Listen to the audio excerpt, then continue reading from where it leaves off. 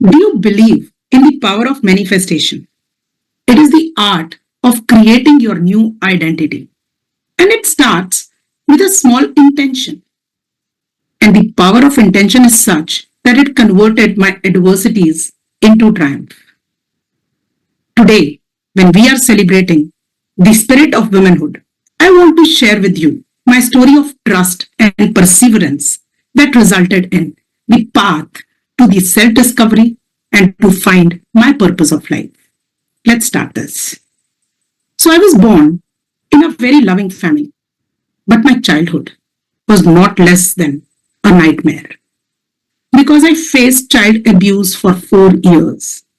And all those feelings of shame, guilt, and low self esteem overpowered my body, and my weight became a constant reminder of all my struggles.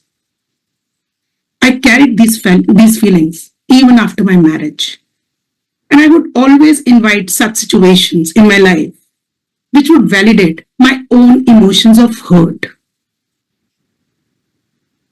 Despite all these challenges, I wanted to add doctor before my name, and that was the reason of me pursuing my PhD degree. And that happened in 2005 when I got my PhD in human resource management. At that point in time, I was juggling in the responsibilities of being a mother, wife, and a daughter in law. But then that is the spirit of womanhood, isn't it? We all have the challenges, and we all know how to convert our challenges into opportunities. So after my PhD, I took this opportunity to grow and applied for a job. But the feelings of low self-esteem that I harbored from my childhood never let me step out of my house. And I was pregnant again. We welcomed our second child, and that point in time was a very low point in our lives because my husband lost his job during that year. That was the year of so many financial and emotional setbacks that I was thinking of what to do next. It was so difficult to move forward. And then I revived my first love, writing. And I wrote my first book, Tryst with Divinity.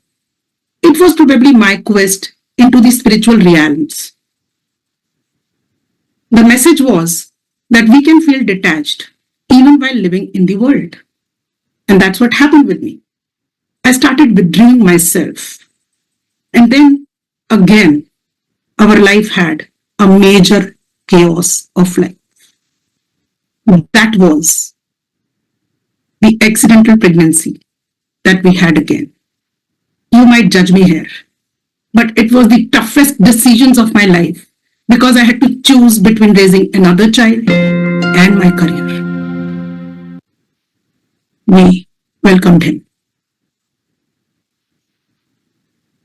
My dear friends, it was now a situation of do or die.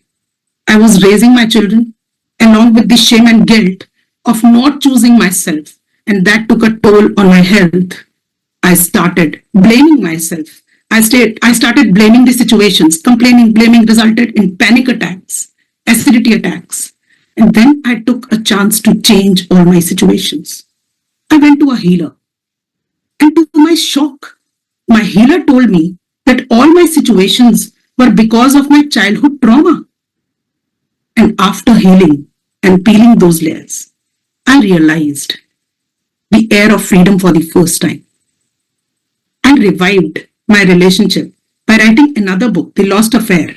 It was about the marital relationship, the power of communication between the partners. And after that, we started thinking about each other.